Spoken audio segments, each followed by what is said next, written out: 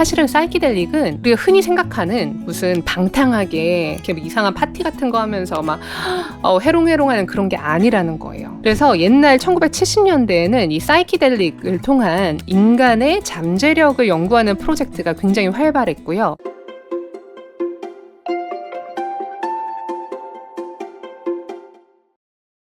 안녕하세요. 명상의 마보지기 유정은입니다. 제가 지금 계속 위즈덤 2.0 샌프란시스코 다녀온 이야기를 좀 전달해드리고 있거든요.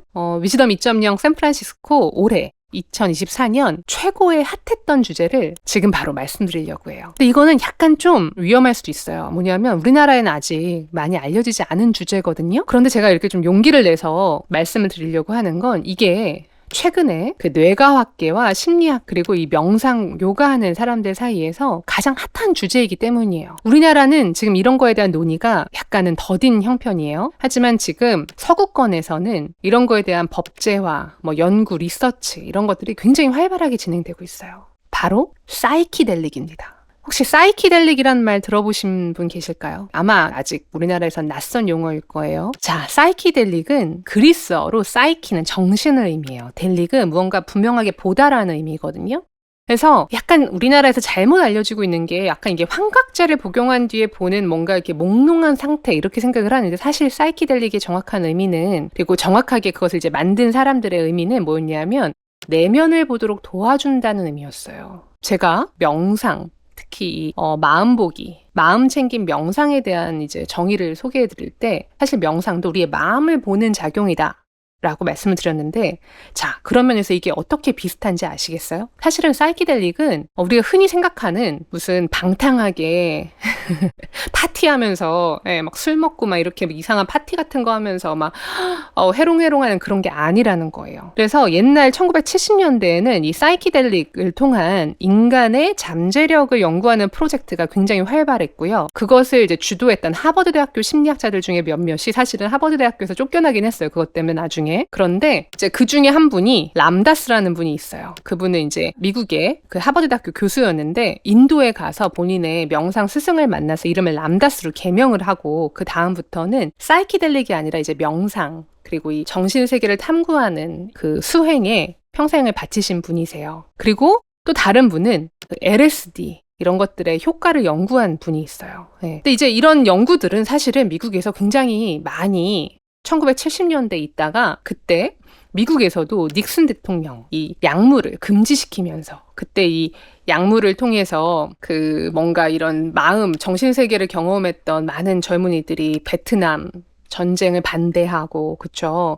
평화를 외치고 이렇게 되기 시작하니까 이제 이런 걸 반대하기 시작한 거예요. 이거는 사회의 유지에 위험하다. 그러면서 이 약물에 대한 인식이 점점 안 좋아지기 시작했는데 최근에는 이런 옛날에 많이 연구되던 이런 LSD 같은 약물이 아니라 자연에서 우리가 쉽게 구할 수 있는 이 머쉬룸 말 그대로 버섯이에요. 환각버섯이라고도 얘기하는 그냥 버섯이고요. 그리고 아유아스카, 이 아유아스카라는 것은 남아메리카 원주민들, 브라질 이런 아마존 주변에 살고 있는 이런 원주민들이 쓰는 식물에서 추출한 그런 원액이 있어요. 이 원액, 이 아유아스카 이런 관련된 사이키델릭의 연구들이 엄청나게 많이 증가하고 있습니다. 그리고 이번 위즈덤 2.0에서 오후 내내 이 세션 내내 이 사이키델릭에 관련된 연사들이 이 사이키델릭이 어떤 식으로 쓰일 수 있을지에 대해서 이야기했어요. 일단 첫 번째 연사는 이 사이키델릭에 대해서 얘기했던 첫 번째 연사는 실리콘밸리의 굉장히 성공한 이 벤처 캐피탈리스트고요. 네,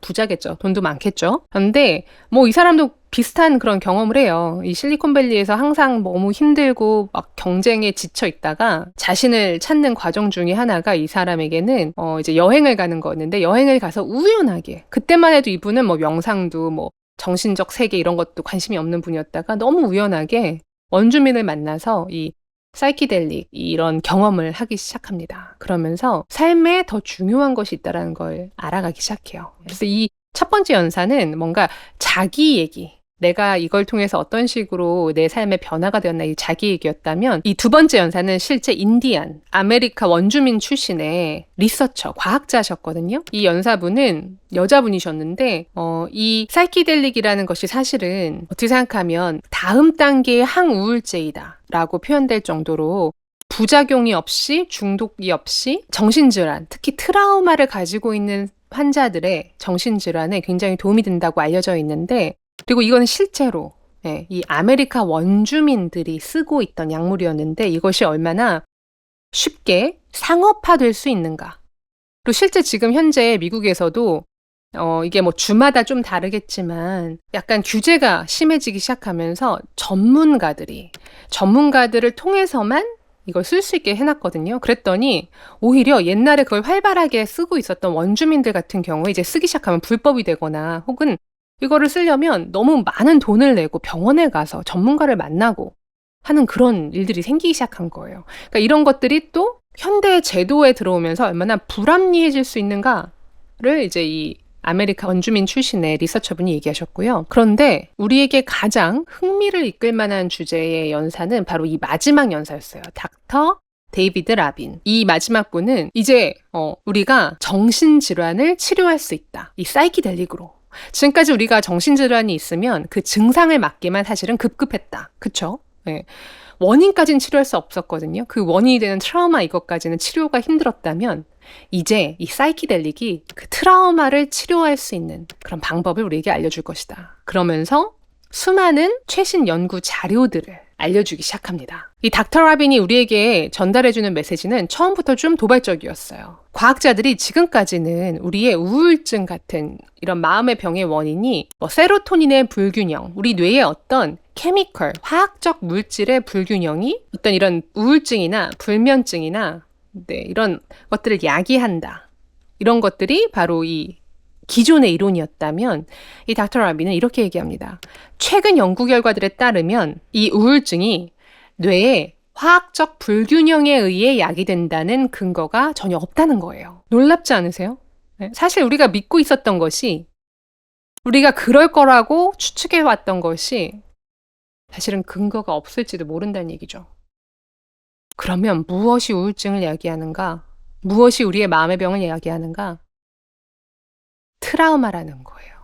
네, 트라우마는 과거에 있었던 일들 중에 우리가 미처 해결하지 못한 그런 어떤 사건이나 어떤 기억입니다. 그리고 이러한 트라우마가 우리의 어떤 정신적 질환이나 문제를 야기한다라는 것을 어쩌면 고대의 사람들은 알았을지도 몰라요.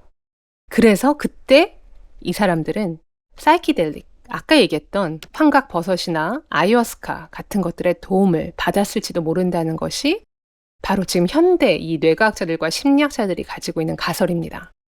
이제 그 가설을 가지고 그럼 이 사이키델릭이 우리의 뇌에 어떤 영향을 끼치는지 이미 굉장히 많은 연구들이 진행되고 있어요. 그래서 이제 밝혀낸 굉장히 또 재미있는 사실은 이 사이키델릭을 복용했을 때 우리의 뇌에 뉴로플라스티시티가 증가한다는 거예요. 뉴로플라스티시티는 뭐냐면요. 우리 뇌의 신경 가소성인데요. 우리의 뇌가 뇌 안에 있는 뉴런의 연결이 사실은 고정된 것이 아니라 우리가 뇌의 뉴런을 뇌를 어떤 식으로 쓰느냐. 그러니까 어떻게 하면 우리가 어떤 식으로 생각하고 어떤 식으로 행동하고 어떤 식으로 말하느냐에 따라서 사실 우리의 뇌에 회로라고 좀 쉽게 표현해 볼게요. 이 회로의 배선들이 계속 달라지고 있는 거거든요. 그런데 이 사이키델릭을 했을 때 그 실험 참가자들 같은 경우 이 배선의 연결들이 더 활발하게 자주 일어난다는 걸 발견한 거예요. 그러면서 그럼 이게 왜 트라우마 치료라고 할 수 있는가? 트라우마라는 건 아까도 얘기했지만 해결되지 않은 어떤 사건에 대한 기억이거든요. 그런데 이 기억 둘레로 우리가 이제 이걸 남겨놓잖아요. 이걸 접근을 하지 못하는 거예요. 트라우마니까. 이게 내가 옛날에 그거를 떠올리면 바로 몸이 굳는 반응이 온다거나 배가 아파온다거나 기분이 나빠요. 그렇죠? 우울해져요. 그러다가 점점 그 사건이나 그 기억이 약간 고립된 삶처럼 이거는 약간의 비유일 수 있을 텐데 뇌에 남게 되는 거죠. 그랬을 때 사이키델릭을 통해서 이제 그 기억을 통합할 수 있는 자원이 생기기 시작하는 거예요. 자, 근본적으로 그 사건을 대하는 관점 자체가 우리의 뇌의 구조적 변화를 통해서 변하기 시작하는 겁니다. 그래서 이 사이키델릭이 지금 이렇게 뇌과학계와 심리학계에서 핫한 이유고요. 그리고 이미 많은 곳에서 제가 이렇게 얘기했을 때 어느 정도까지 핫해요 이러실 수 있는데, 제가 알고 있기로 UC 버클리에서도 이미 연구를 굉장히 많이 진행을 했고요. 미국의 굉장히 유수의 많은 대학교에서 관련된 연구들이 진행 중이에요. 미국뿐만 아니라 유럽에 있는 학교들도 마찬가지고요. 그리고 이미 어느 곳에서는 치료적 목적으로는 합법화된 곳들도 굉장히 많아요.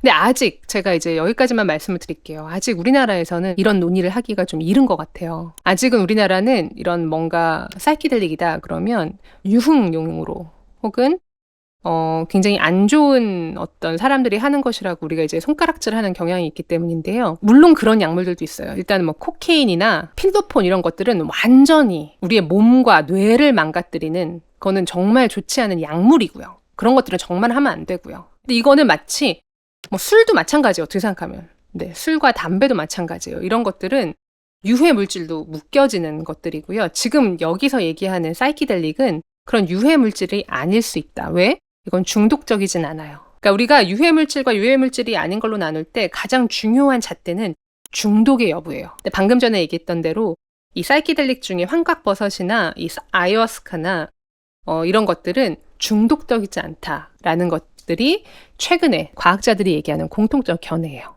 하지만 이것도 여러분들이 의존할 수는 있다. 사람의 심리라는 게 그렇잖아요. 뭔가 특별한 경험을 내가 했다고 생각하면 거기에 의존하게 되잖아요. 그렇기 때문에 서양에서도 지금 이 서구에서도 이것들을 어떤 식으로 사람들이 안전하게 쓸 수 있도록 도울 수 있을까, 이런 논의는 계속되는 것 같아요. 그리고 이런 논의를 계속되게 만드는 그런 한 축이 바로 이런 위즈덤 2.0 같은, 저는 컨퍼런스라고 생각하거든요. 이거를 상업적으로 어떻게 하면 이용할까가 아니라 어떻게 하면 이걸 좀 바르게 이용할 수 있을까, 바르게 우리가 쓸 수 있을까, 이런 얘기를 할 수 있는 곳이 저는 위즈덤 2.0이라고 생각하고요. 그렇기 때문에 제가 위즈덤 2.0을 이렇게 매년 가려고 하고 있고 한국에서도 시작한 이유입니다. 이런 이야기를 좀 더 우리도 많이 할 수 있는 그런 사회가 됐으면 좋겠어요. 그쵸? 자, 그럼 우리는 다음 마보에서 뵙겠습니다.